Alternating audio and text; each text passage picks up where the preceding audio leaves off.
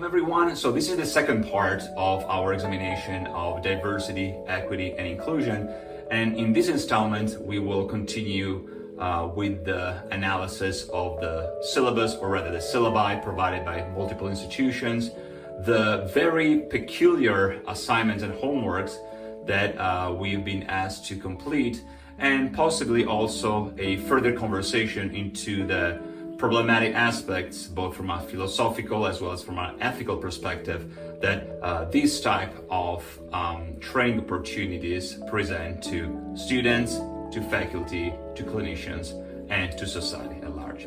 Without further ado, let's continue.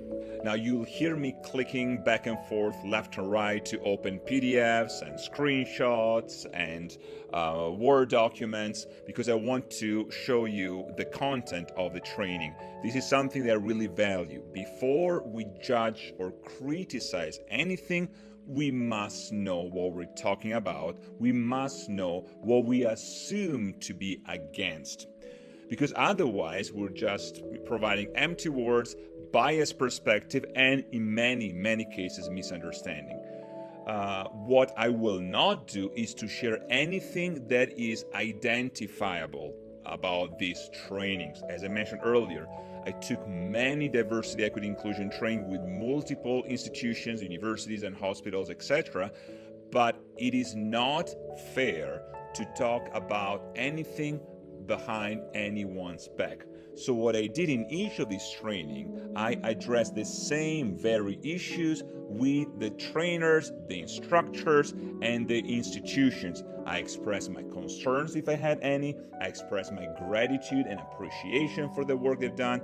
And I always offered the opportunity to have a dialogue about the things I disagree with, a dialogue in which we might actually find places of agreement and mutual support, and also perhaps having a public discussion, not so much a debate, because debates can be heated and they're very useful in a philosophical sense, but I want to promote an even more emotional understanding on top of logic and science, to verify whether the application of these trainings is useful, is positive, and is reliable in higher education. I hope that what I'm about to show you will help you understand this perspective. All right, so let's begin. I will do my best to follow the very order in which these assignments were presented to me. So we can start with the introduction, and in the introduction to the course, we've been asked to greet each other and have a discussion. This is wonderful. We asked what we would prefer to be called, which is also wonderful. We were all colleagues, so some of us might prefer to be referred to as professor or doctor, some by Miss or Mr., by first name.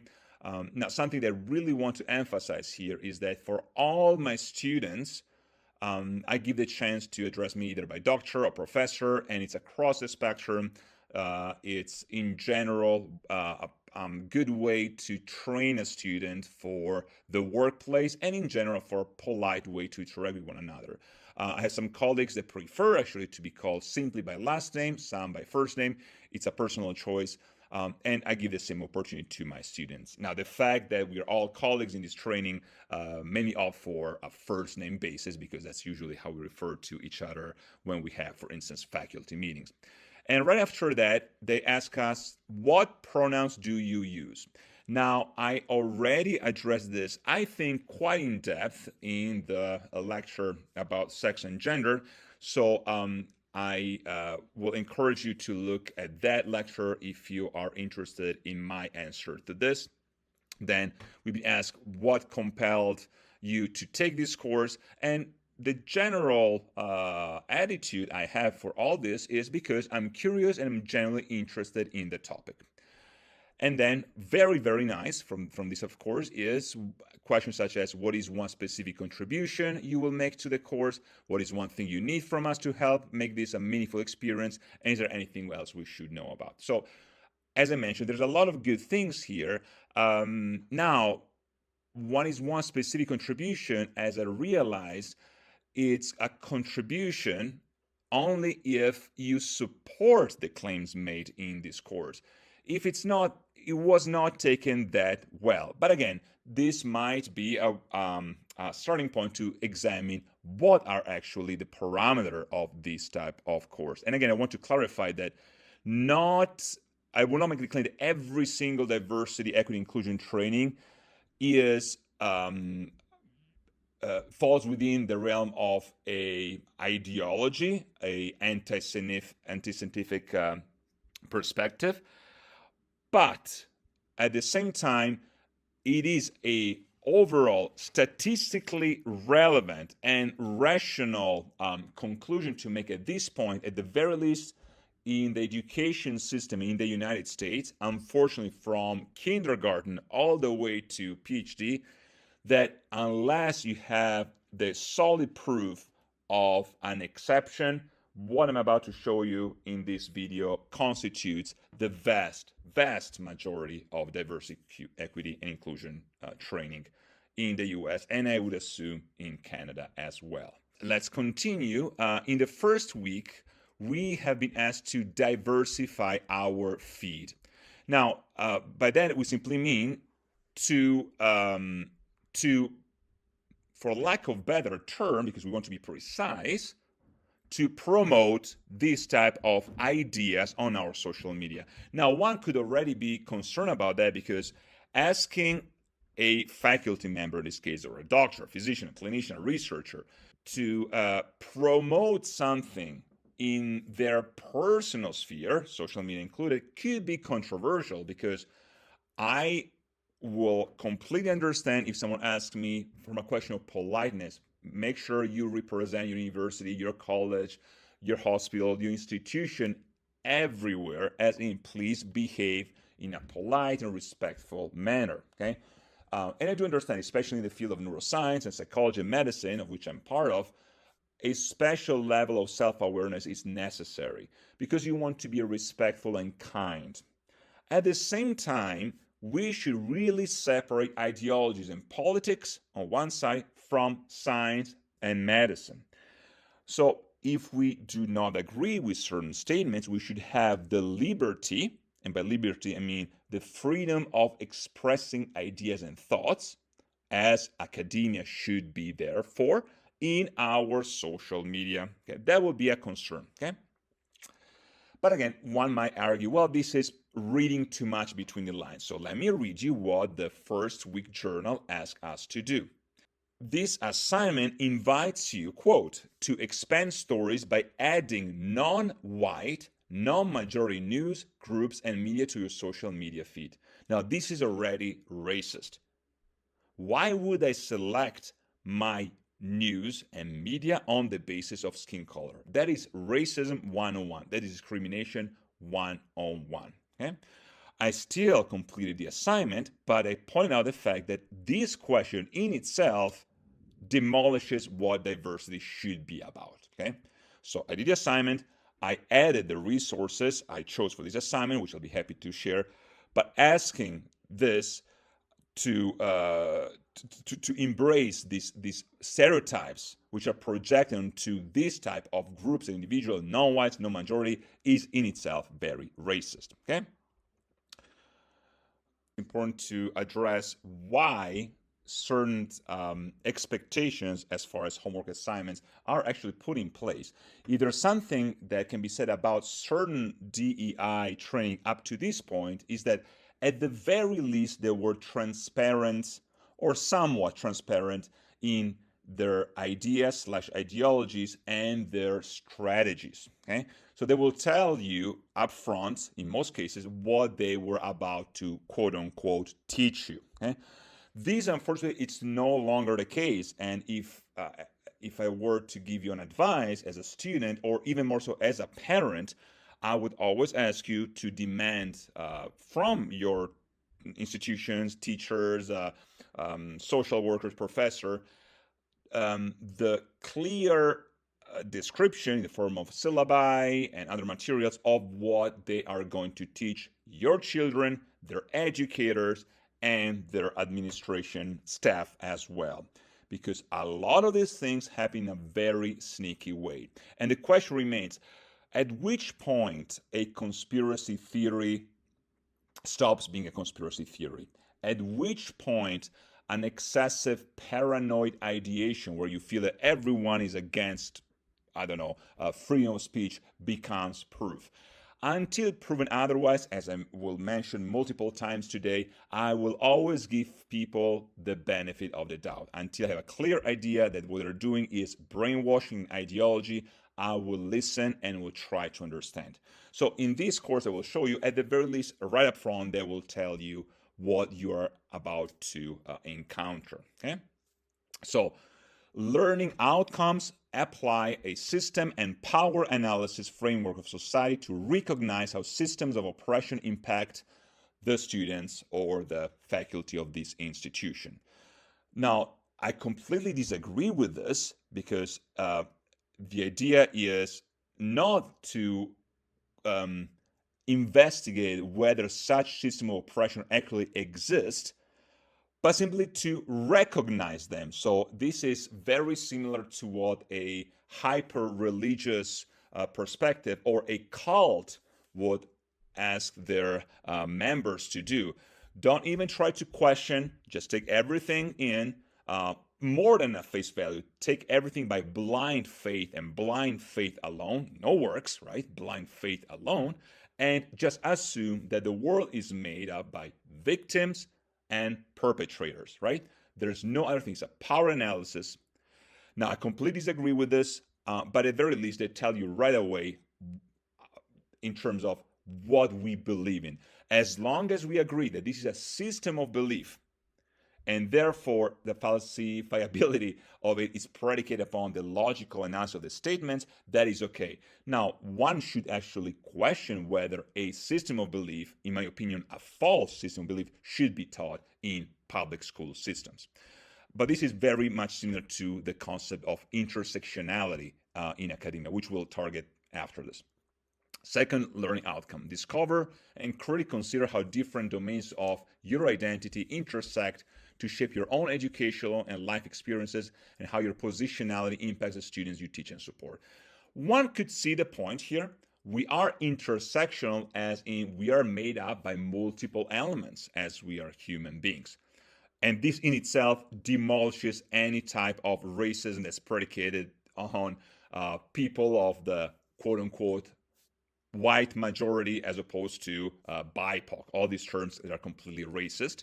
But of course, diversity and inclusion trainers in this specific case seem to completely either subconsciously or willfully ignore this. But the positionality itself might already be interpreted under this lens of system of oppression, which is in itself a logical fallacy. Third point, build a shared equity and inclusion vocabulary to help advance organizational strategic plans and priorities in cultivating a welcoming, diverse, and inclusive learning and working environment. Do we need to comment on this? Build a shared equity and inclusion vocabulary. This is the strategy. When you cannot argue for scientific and logical evidence, we change the words. We change the words, and of course, we cannot expect the world to just follow what the United States, in this case, dictates the world should do. If we want the world to recognize a word, let's say, as racist, the world will not follow. And this example I gave earlier in other lectures, the example of the N word or the O world or the C world and all those words, we can agree that certain groups might find that offensive and we should act appropriately. We want to be kind. But once we start to change the vocabulary to match its ideology, that's where the science does not follow, okay? And the same can be said about priorities in cultivating and welcoming diverse, inclusive learning. As we said earlier, we want to be tolerant, we want to be kind, but we have to be careful where we grade papers, for instance, okay? We cannot be inclusive of an A+ grade the same way as we're inclusive of a D- grade. Certain grades will make the person fail the course, okay? And the fourth point, implement strategies that incorporate inclusive practices into your work at this institution to enhance your capacity for solidarity. This is ideology 101. To claim that unless you do this, your solidarity capacity is diminished is in itself really appalling and also wrong. So this is just the overall syllabus. Now, among the first assignments that we be asked to do is the examination of this YouTube video by Kimberly Crenshaw, The Urgency of Intersectionality. So among the many fallacies within this video is the misunderstanding, first of all, how statistical analysis works. If you're using multiple topics, if you're using multiple parameters, and you're also using multiple mathematical frameworks in order to do that, then you need to account for the very nature of such variables. You cannot just expect a cumulative mathematical action upon the variables you chose. So, for instance, the problem, quote, 6:33, the problem was that the African American they hired, usually for industrial jobs, maintenance jobs, were all men, and the women they hired, usually for secretarial front desk jobs, were all white. You cannot make the claim of logical outcome on the premise of your presupposed notion. As we will see, there are things that are predicated on the very nature of the job. The example I gave at the beginning is that you will find not as many engineers in a hospital in comparison to nurses. And this is not due to discrimination, it is due to the very nature of the area you're working with. Okay, minute 7.25. 7:25. But of course, neither African American men or white women needed to combine a race and gender discrimination claim to tell the story of the discrimination they experienced. This is a false claim. False for two main reasons. One, it's because this cumulative action that intersectionality expects us to believe in, it's nowhere supported by mathematical logic.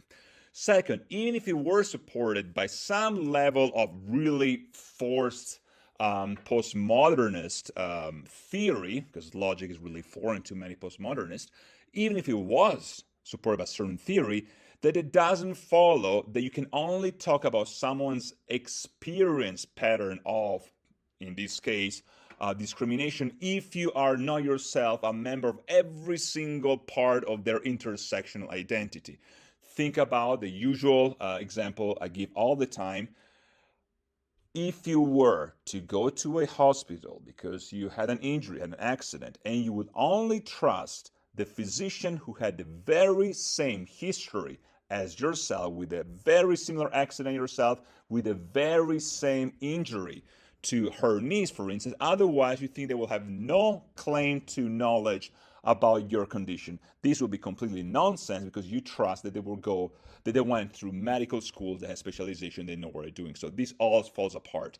And everything else falls apart as well. 252, everywhere the level of police violence that black women experience is incredibly low. Minute 351, there are no frames to see them and remember them. Again, it's interesting enough that frames and frameworks have been tossed left and right when it's about intersectionality, but in what's about logic, they fall apart. And minute 436, this is a trickle-down approach to social justice, and it just doesn't work. Sorry, it does work. It's been proven over and over by solid scientific analysis. Two names that I would like to mention here to debunk this. Thomas Sowell, Helen Pluck-Rose, perhaps Heather McDonald, Eric Smith, Peter Boghossian, Maged Wade, Amal Okunobi, and many, many others. So this is something in regard to this video. I really encourage you to watch it yourself. The other one that it's also interesting is asking us to read this article on Scientific American, which unfortunately it's becoming like a poorer version of social media. It's nothing really scientific anymore. But I didn't mean it. Why it's so hard to prioritize impacts over intents?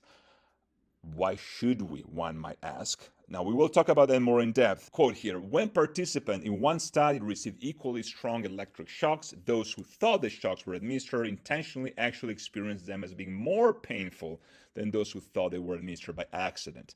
In a recent study by Daniel Ames and Susan Fischke, participants read about a CEO who cost his employees part of their paycheck through a bad investment.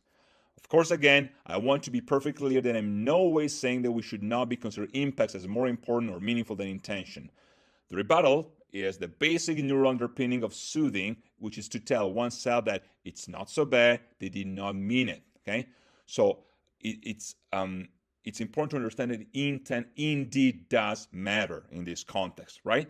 And we should not judge people before we know what they were thinking, and sometimes against what they're telling us what they're thinking. Okay. Nothing in the research that I've cited thus far has ever suggested that intent is more important than impact. That's a fallacy. If anything, it places them both as equal contributors to people's perception and attribution. So the logical fallacy in this SciEM article stems from misinterpreting the results of the research by Ames and Fiske, i.e., these 5 studies suggest that people overestimate the magnitude of intentional harms.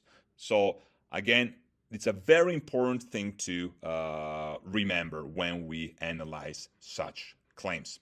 And here we've been asked to decolonize our syllabus, or our syllabi, plural, which in itself is it completely ignores, I would say, history, but also solid philosophical understanding. Before we talk about colonization, let's talk about one of the requirements of this this module here. We already discussed this system of power. Okay, when we explore this system of powers and privilege, we are asked to decolonize our syllabus. More specifically, the calling for the elimination of Eurocentric science, which includes mathematics, logic, etc., etc. This is interesting because one could see, if one would have a basic sense of history, basic knowledge, that the United States completely missed the opportunity to relate to what happened in Europe before the age of the Enlightenment. In fact, to the average non fully academically or otherwise educated person, you might think that the 1700s, okay, the very Republican democratic values upon which this country was indeed founded, is history in the sense it's the beginning. Well, this country in itself is a result, of course, of the merging of native culture with certain elements of northwestern European values that are not traditional per se. And even the label Republican or democratic are byproducts of the French Revolution, the Age of Enlightenment.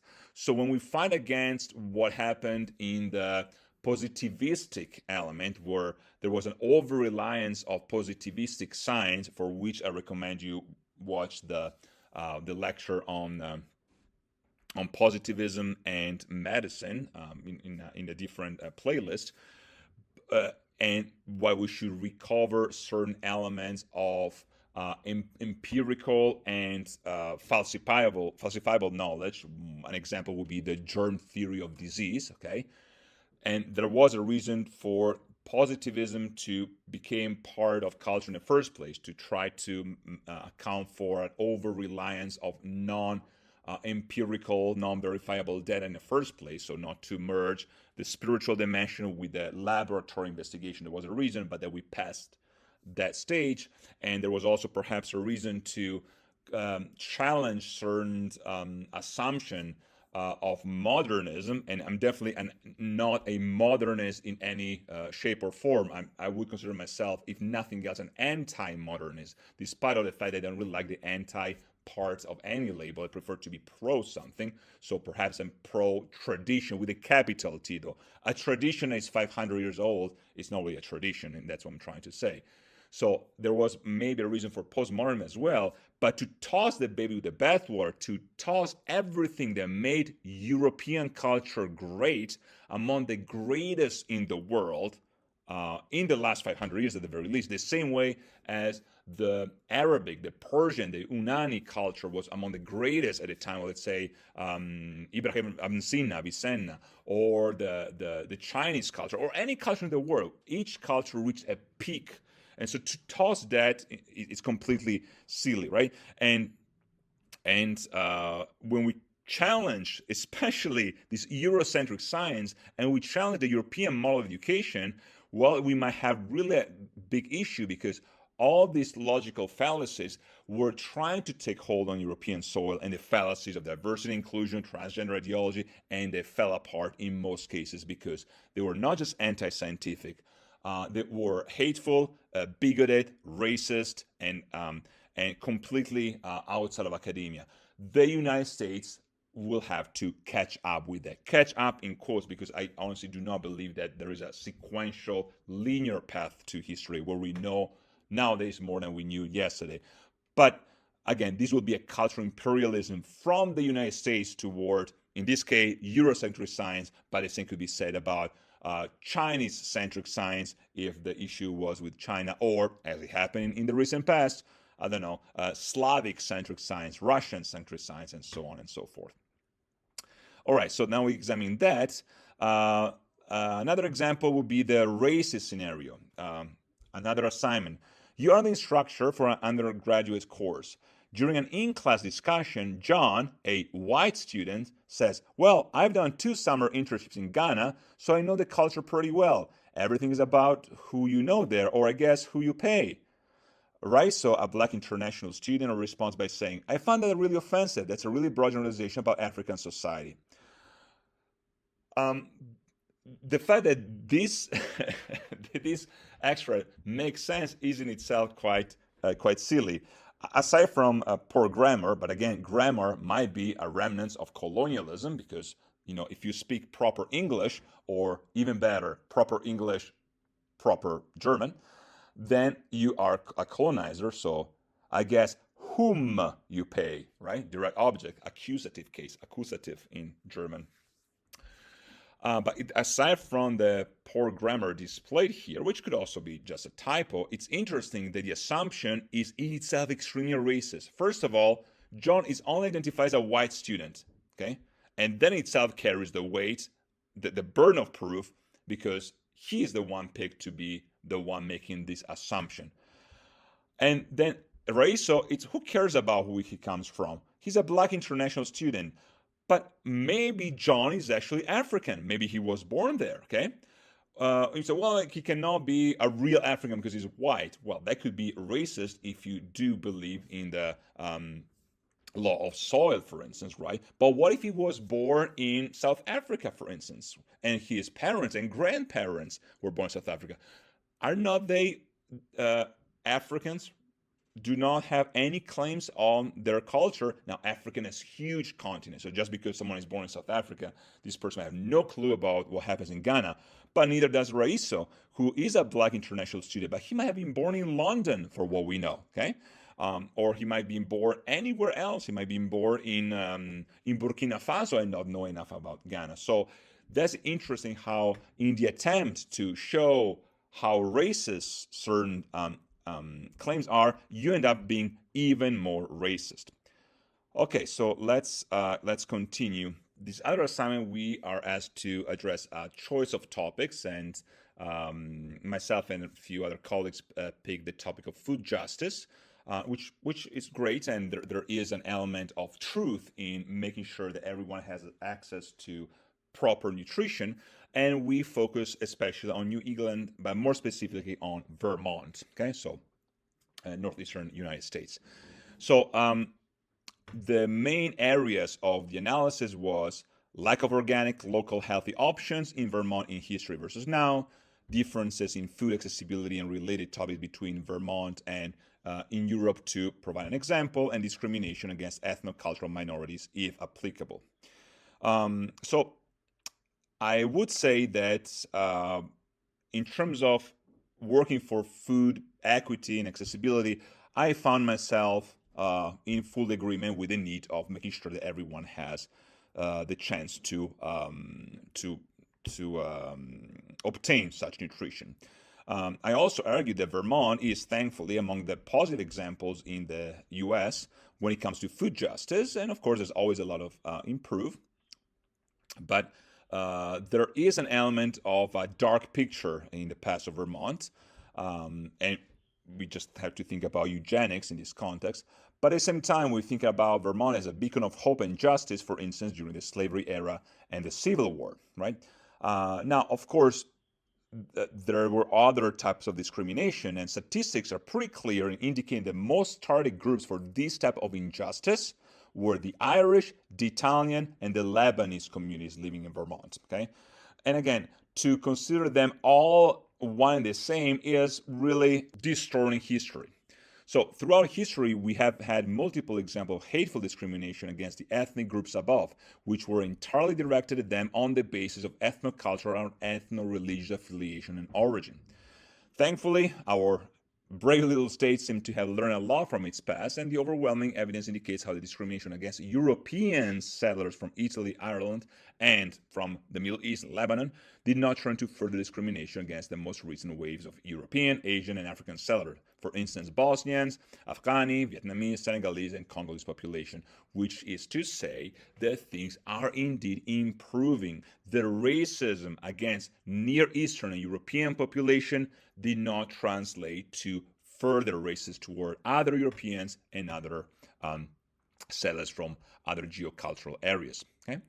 While there is still some discrepancy between job opportunity and relative financial power to obtain food in immigrants from other American countries, for instance, Mexico, Jamaica, and Brazil, and other entities in Vermont, okay, so discrimination against other Americans, okay, the research appears to indicate a variety of factors to the issues, not less the challenge, risk, and unfair path towards citizenship as part of such process.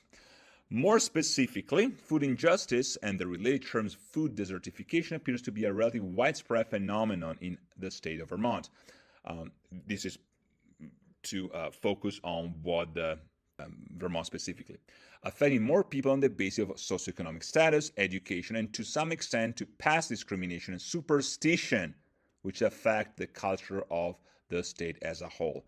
One of the best examples in Vermont and more generally U.S. is the superstition against the consumption of pizza. While in Europe, pizza is considered the gold standard of proper nutrition and the gem of the Mediterranean diet, the view of pizza in the United States and in general, not just in Vermont, is still viewed negatively, despite the overwhelming scientific evidence that indicates that not only pizza has an enormous health benefit for an individual, it also presents one of the best solutions for food desertification and accessibility to healthy products in disposed people, given its relatively easy preparation and storage, complete nutritional profile, and ethnocultural inclusivity for an extremely broad range of cultural, ethnic, and religious perspective. Its ingredients are found throughout Europe, Asia, the Middle and Far East, and the Americas. Pizza also matches very specific kosher and halal requirements and contains native ingredients such as tomato, native to the Americas. How then, one might ask, did the superstition, which at this point we could sincerely define a conspiracy theory against pizza, originate from? History clearly indicates that this discrimination finds its origin in the hateful crimes against the new immigrants and refugees in Vermont, more specifically Burlington, communities starting toward the end of the 19th century, all the way until the 1970s. European settlers were harshly discriminated against, and many of the attacks focused on the perceived notion of uncleanliness, Irish settlers in particular, stench and bad cuisine odors, Italians, and other uncivilized behavior in the case of Near and Middle Eastern Lebanese. Labeling anything which appeared foreign or exotic, garlic for instance, but also pasta, certain types of bread, etc., as unhealthy, gave the political administration the leverage not only to discriminate by banning food, restaurants, and local produce companies, but ultimately to set up a physical apartheid where those settlers, Italian in Burlington, Little Italy in particular, were forcibly removed from their homes in the historical center of the city under the pretext of urban renewal, a situation very similar to the current atmosphere of Eastern Europe and the Middle East. And the other point is this idea of what constitutes indigenous people. And the assignment only identifies certain groups as indigenous, not others. I'm sorry to disappoint this racist agenda, but we are indigenous people in Europe. I am a member of indigenous people in Europe. Whether you use the term indigenous, autochthonous, or native, I was born there. My family was born there all the way to thousands and thousands of years ago. If we don't believe in certain postmodernist pseudo claims, we can certainly rely on science, biology, and ethnology. So this is also a way to demolish this type of claim. We were asked to analyze specific issues in the United States, and for the sake of this analysis, continue conversation on Vermont, which we started the previous week. The interesting thing is that we've been asked to critique and reflect on your current discovery and learning discomforts. Now, it's interesting how a lot of this jargon is really mimicking a hyper-religious cult-like discussion. I mentioned this before. The assumption, which is corroborated in reverse, so disproved by the vast majority of the scientific literature, and I want to say the vast majority just to be kind, for not to say the totality of the scientific literature, assumes that this discomfort is a presupposition of some sort of defense mechanism that is not really corroborated by any type of evidence. So the fact that you are puzzled by certain statements that don't have any logical basis or scientific reason, that is in itself interpreted as discomfort. It's quite telling. So let's just take a look at the learning materials.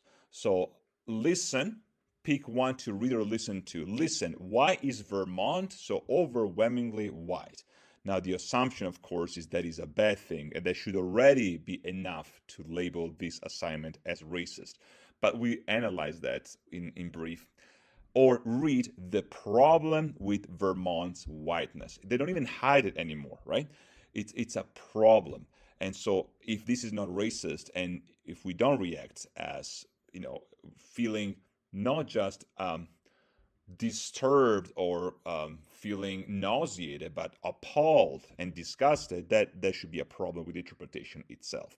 So one of the things that I mentioned here is that I did appreciate what the overall direction could have been, the direction of tolerance and inclusion, but I did find myself in disagreement with some parameters utilized. For instance, the statement, quote, direct quote from these resources, Black preschoolers are disproportionately suspended or expelled from their preschools by a wide margin. It does not follow that Black and brown people were treated as disposable. The same could be said about Black men are 6 times as likely to be incarcerated as white men. Disparities do not necessarily mean that they are predicated on discrimination. To claim otherwise would not only be inaccurate, it would be racist. And I mentioned multiple times the work by McGill-Waite as well as Thomas Sowell in regard to the mathematics and the statistical analysis of this. I'll be happy to provide more resources to address further topic. But let's continue with the further analysis. So the other area is the presumed statistic of police brutality and decriminalizing marijuana. Regarding the fact that those two things are put together, I would like to say that yet again, this displays a very biased and not really scientifically based perspective. As if we could view them in the same way, as we could see them as part of the same background, as if any type of brutality is part of the system, which could be true. This is not part of the statement, but it does not logically follow that any criminalization is A, true criminalization, and B, the fact that it's a result of brutality. Maybe there are some elements of certain biochemicals that should be criminalized in this regard. So in regard to the latter, the decriminalized marijuana, I have to speak from a strictly clinical perspective. I believe there are at least 3 layers to the problem: a legal layer, a clinical, chemical, and moral, psychological. Yes, I'm putting things together. We could split this level. We could say psychological on one side, philosophical on the other side, spiritual, moral, ethical, legal, clinical, biochemical, etc., etc. But in practice, I do not believe that we should criminalize anyone for the consumption of marijuana. Regardless of moral perspective, the research seems to indicate that punishment without education does not help. This is pedagogical aspect 101. From the legal perspective, the same applies. I don't believe we should imprison anyone for the consumption of marijuana necessarily, but the clinical chemical perspective, however, tells a very different story. Marijuana has been found over and over again to be one of the strong causal cofactors for the development of a variety of mental health disorders, with extremely high correlation with certain psychotic states, schizophrenia, persecutory traits, and so on and so forth. A good metaphor that I use all the time is plastic should be legal. This does not mean one should consume it for lunch. Okay? And I provide more information in regard to the combination between the two. Another interesting thing is the quote by Zygmunt Bauman in regard to diversity and inclusion perspective, which is kind of interesting because he actually proves the opposite of what is claimed in this training. So I just want to quote here. The question was, if these disparities are not predicated on discrimination, what is your explanation and your framing? My answer will be twofold. First, disparities and discrimination are not necessarily a bad thing. For instance, we teach kids to discriminate against violent behaviors and keep the good behaviors. This is not always easy. It often implies to discriminate against the bullies on the playground and play only with the nice kids, nicely behaved kids, of course. But it's nevertheless a good overall attitude. However, if instead of discriminating against bad behavior, one should discriminate on the basis of skin color, this should be unacceptable. This should be straightforward. Point 2. Disparities might also be ontological in nature. Yes, there are multiple correlations. For instance, if a person is born in a poor neighborhood, she might not have access to healthy food. This might impact her connection and eventually her grades, her job, and her life. But the primary issue is the very nature of human beings, of all colors and ethnicities. I don't fully embrace the blank slate, nor the culture alone. I do believe that the answer lies in the middle between nature and nurture. Thus, all human beings are fallible. They are all, just to throw out a theological jargon here, they're sinful in discrimination and hate, and they are prone to ignorance and hatred if left alone without any moral judgment, which of course in itself can be corrupt. So that's point number 2. But let me say it again. All human beings are indeed fallible, not just the black, the white, the yellow, etc. ones. Blaming injustices on a particular group of people is not only not corroborated by scientific evidence, quite the opposite, in fact, but it shows one of the many psychological problems of human brains, cognitive inertia or laziness. We are all subjected to it, which simply means that we tend to embrace the solutions or answer which requires the least amount of cognitive work. Thus, we blame the Muslims, the whites, the blacks, the Jews, and so on and so forth. This is precisely what Zygmunt Bauman argued against. The paragraphs in the articles you shared, and I'm talking to the instructor, tells it perfectly. Quote, and the other just punishing people on suspicion. I think there is also a very, very long-standing legal principle that a person is considered to be innocent until he or she is proved guilty. And that tells all we need to know in the framework of intent over outcome and diversity in this regard. Next assignment was about what are the 3 discoveries you made this week, and I shared some videos, and I'll be happy to link them below. What is something you learned that squares with your thinking or anything you agree with, and I addressed that in terms of the overall perspective of kindness and nurture. What questions or thoughts are still circling in your head? And this is how I relate to how can I be instrumental in educating others and myself in the common pursuit of truth. Okay. Now I have added some analysis here for each of the statements. The economic theories most often invoked to explain observed racial differentiations in labor market outcomes are human capital theory, taste-based model of discrimination, and statistical models of discrimination. I reply, this is good. We must study the topics, and our models need to reflect truth, not ideology. Now, of course, not all models are included here, But just to discard the models because we don't like what the models indicate, that is itself not really scientific. Continuation. But each of these models falls short in its attempt to explain long-standing racial disparities in unemployment and pay while blatantly denying the persistence of discrimination. No, they don't. They explain all those things with strong mathematical accuracy, links below. Whether one ought to reject mathematics is an entirely different question, a question which is intrinsic to this type of training. We have been asked to question whether mathematics as a field, and by question I mean this as a euphemism, right? We have been asked really to reject mathematics because it's a remnant of this patriarchal, colonialist remnant of white Europe.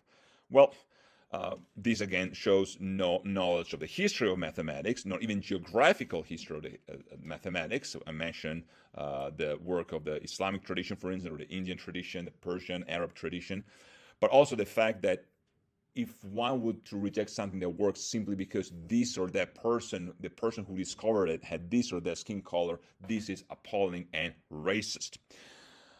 Despite compelling empirical evidence and a solid historical record that points to discrimination, a significant factor in the persistence of racial disparities in the labor market, the interpretation of the disparities, and ongoing debate in the field of economics. I partially agree with this. As mentioned above, all the studies clearly point to the existence of discrimination throughout U.S. history. The fallacy is one of attribution. We are asked, yet again, to decolonize our curriculum. The first question that one ought to ask is, why? And let's see what the outcomes are. Analyze how power, privilege, and oppression both operate within and are sustained by higher education. So this is not just a logical fallacy, but it's really interesting that now we have to toss the very thing that sustain us. So higher education is sustaining power, privilege, and oppression. Yes, those things do exist. Nobody's denying that. But everything is discussed as a primary framework in a causal factor is in itself really wrong. Decolonize pedagogy and curriculum. Begin to explore ways to diversify course material and teach a range of students. Explain the challenge limitation of using decolonization as a metaphor for teaching and learning. Yet again, limitation of using colonization, telling lies. We cannot lie to our students. It's just a moral standard. But again, if moral standards by definitions are a remnant of this colonial white supremacist pattern, then of course we don't have any way to logically argue against it. The learning materials are in themselves quite interesting. I'll show it to you, and there's so much that is arguably false in the statement made in this that I would really encourage you to just look at it. But perhaps one of the things that I'd like to add is my response to these materials. An important aspect of the process of making a syllabus more accurate and sensitive to perspectives other than a US-centric attitude is to make sure that all students focus on the main content of the syllabus first and not subjugate such content to politics. In this manner, if a student wonders about the validity of a certain claim on the basis of the geocultural area of the author or the researcher, it is important to discuss the positive and the negative impact that multiple types of colonization have had on the history of science. The fact that we view the colonization of the British Empire, and the very fact that we call the British an empire is kind of interesting in comparison to, let's say, the Persian, the Mongol, or the Roman Empire. We can call Britain and its colonies. I think that will be more accurate. After all, if you think about the American perspective, there was not even an alphabet or a language developed as a result of that. In the US, we still use a European language, a Germanic language, a simplified German language, and the alphabet, like it or not, is still a Latin, Italic, Roman alphabet. So, so much for positive aspect of colonization. Perhaps one would argue against the use of the Latin alphabet because in itself is a remnant of patriarchy, and perhaps it's time for you to learn other alphabets, and you might find the same problems. A great resource in this sense is the phenomenal work that many scholars have done to debunk anti-European science propaganda and hatred toward anything truly scientific, such as the senseless attempts of pseudo-scholars such as Ibram Kendi or Robin DiAngelo, and I provide plenty of resources here. I did mention Thomas Sowell multiple times, and I want to conclude this analysis with a very important point. Calling for the elimination of Eurocentric science is equivalent to calling for the elimination of Jew-centric science in the 1930s Germany. The world already witnessed the horrors of World War II. We must do our best to discredit its propaganda to avoid further tragedies. This is something that I argue through and through the responses. Well, thank you very much. That concludes our conversation, our analysis of this very, very important topic. More videos will be uploaded soon, but for now, thank you very much, and I will see you next time.